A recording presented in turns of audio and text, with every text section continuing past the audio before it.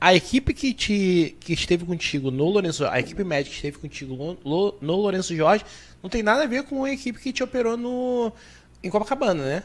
São médicos Não, completamente são diferentes. isso, mas eu falo pra todo mundo, gente, quem mais preparado, né? Porque a gente fala muito de hospitais públicos, a gente reclama muito né, do funcionamento, realmente é precário, existem coisas precárias, mas eles estão sim preparados, porque se não estivessem preparados, eu não estaria aqui.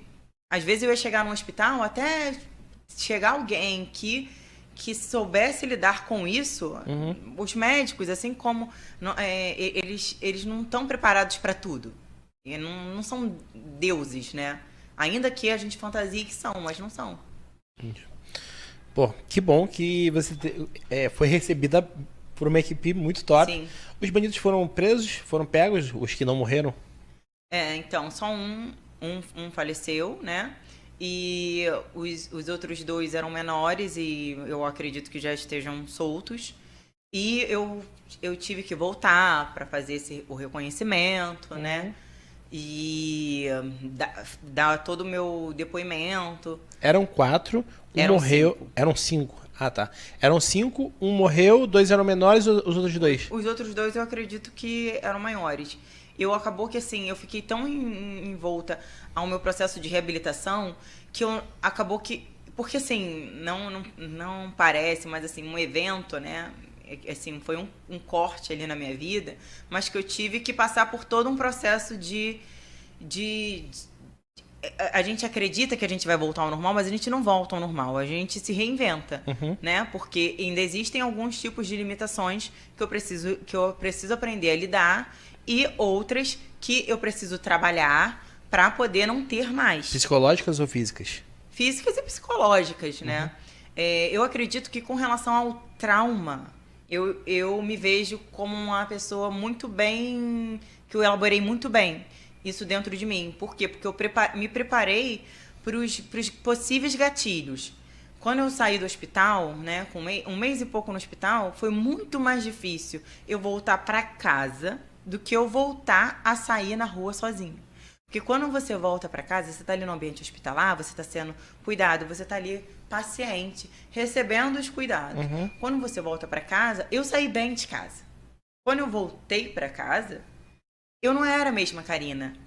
Era uma outra Karina que demandava que eu tinha outras necessidades que precisavam ser atendidas. Né? Em que eu precisava aprender a pedir ajuda, que eu precisava aprender a depender do outro, a ter paciência na espera, e eu confesso que foi muito angustiante esse processo para mim. Eu fiquei mais revoltada com isso, e é muito difícil, porque eu fiquei revoltada porque eu tive que investir muito na minha saúde. Foi um investimento muito alto. E eu não queria ter investido na minha saúde, mas eu tive que investir. Sendo que isso não... Eu ficar chateada por estar passando por aquilo não invalida a minha gratidão que eu tinha de estar viva. E as pessoas, elas não estão preparadas para suportar a sua dor. A gente sempre quer fingir que aquilo ali... mas quando eu falava assim, nossa, eu tô cansada dessa fisioterapia, ai, tô com muita dor de cabeça. Aí falavam, Karina, mas você tá viva, né?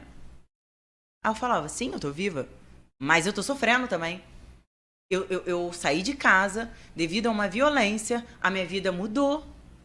Então, eu passar por esse processo também de raiva e eu me acolher nesse momento era muito importante. Só que era muito angustiante porque eu, às vezes, queria desabafar com alguns amigos e só falar, só reclamar, sabe? O reclamar, ele não quer dizer que você não dá tá valor Exatamente. à vida, né? Exatamente. E as pessoas falavam, nossa, mas você tá viva. Nossa, mas você tá com o seu braço. Não foi você que falou, que pensou que ia perder o braço? Eu falava assim, gente, eu não tô acreditando. Então, assim, hoje eu vejo o quanto é importante você, realmente, o psicólogo, que a gente vê muito meme assim, nossa, pra que terapia se você tem um amigo que te escuta e tal? Não, o seu amigo, o seu familiar, ainda que ele te ame, ele não está preparado para lidar com a sua dor.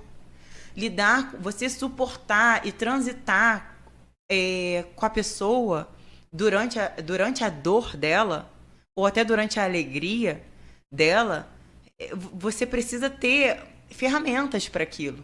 Então, assim, o psicólogo é um profissional treinado para quando... E, assim, ainda bem que eu tinha esse espaço de fala, que eu tinha essa válvula de escape, para eu poder falar que a fisioterapia é um processo que ele é muito... Ele exige uma dedicação. Porque, às vezes, você melhora um pouco... Eu perdi todo o movimento do braço e da mão. E você precisa lidar com dor. Você vai para uma coisa, não é assim, nossa, tá voltando o movimento. Não, tá voltando o movimento, mas eu ficava, às vezes, com uma crise de enxaqueca, que eu tinha que ficar num quarto escuro. Meu dia acabava depois da fisioterapia. Eu tinha dores, sabe, nessa parte aqui do ombro, né, uma tensão, dores musculares muito grande. Era uma dor para poder esticar o meu braço, para eu conseguir esticar o meu braço novamente. O meu braço, ele ficou totalmente... senão ele iria enrijecer e eu não ia conseguir esticar. Então, assim, o processo de terapia, de fisioterapia, é um processo que requer muito comprometimento, e um esforço físico descomunal. Exatamente. Então, você ter um espaço para você poder reclamar sem ser sem parecer ingrato. Exatamente, sem ser podada. E aquilo ali me gerou um senso de inadequação e eu fiquei, nossa, isso não tá legal. E aí eu ia conversar com as pessoas e quando eu me vi, eu já tava falando aquilo e as pessoas, nossa, Karina, mas era assim, era em massa. Então, hoje eu vejo, é totalmente diferente. O psicólogo, ele tá preparado para lidar com a sua dor, ele tá preparado e ele tem ferramentas para lidar com isso e te ajudar a atravessar esse momento que muitas pessoas vão estar do seu lado. Os meus amigos, eles tiveram um papel fundamental também, sabe? Assim, não teve um dia que eu me lembre, eu fiquei mais de um mês internada, eu não teve um dia que eu não recebesse uma visita, sabe? Por quê? Porque te distrai. Então, assim, você tá ali, você às vezes tá ali, tá entediado. Então, eu conseguia, sabe? Eu tive ali um apoio, a minha família é muito unida, então todo mundo ali muito presente, sabe? Mas, uma vez na semana, eu tinha ali um espaço de fala para eu poder reclamar, porque as pessoas não estão preparadas para lidar com a dor do outro. Essa é a verdade. Hoje, né, 3 anos depois, vai fazer 3 anos ainda. Hoje, 2 anos e meio depois, como é que é estar na rua? Então, sair na rua? Então, como eu estava falando, quando eu saí do hospital, eu já sabia alguns gatilhos que eu iria ter, né? Algumas coisas assim. E eu fui me autoanalisando e percebendo assim, nossa, uma pessoa de boné. Meu coração já acelerava. Eu falava, Karina, não tem perigo, não está acontecendo nada. Então eu ficava nessa conversa interna. E isso logo foi muito rápido. Eu queria ir sozinha, eu não podia dirigir. Eu sempre dirigi para cima e para baixo. E eu não podia dirigir. E eu falava, eu quero ir sozinha no médico hoje. Deixa eu ir sozinha. Porque acabou que os meus pais, né, os meus familiares ficaram muito ali, não, vou te acompanhar, não, e o que eles vão falar? E às vezes eu queria ir sozinha, deixa eu experimentar sair sozinha. Então, assim, isso foi muito rápido pra mim. Hoje, eu imaginava assim, nossa, eu vou ficar com algum tipo eu vou ficar em alerta em algumas situações. Mas eu continuo distraída, dirigindo distraída, e aí eu acho que isso é muito bom. Sabe? Não voltou à normalidade. Eu posso dizer que eu voltei à normalidade. Agora, claro, se alguém chegar, me fechar de uma maneira brusca, é óbvio que o meu coração vai acelerar. Existe uma memória ali de um processo que foi totalmente Atípico. Angustiante. Mas eu não considero que foi algo que deixou que foi um trauma que eu tinha recursos para lidar. E isso é muito interessante porque eu passando por tudo isso, né, hoje, né, vou fazer 3 anos, e eu me pego ainda, às vezes, pensando nisso, analisando toda essa situação, porque eu acho que eu ainda não fechei tudo aquilo, não com relação a medo, mas assim, o que eu preciso levar disso, sabe, pra minha vida? O que isso daí pode... Renascimento, com certeza. Ó, Gestalt aí.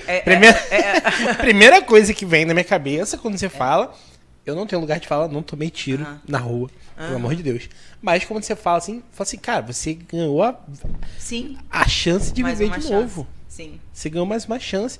Sim. Que por um dedo, sei lá, 1 centímetro Sim. do tiro que passou na tua cabeça, claro. você não teria.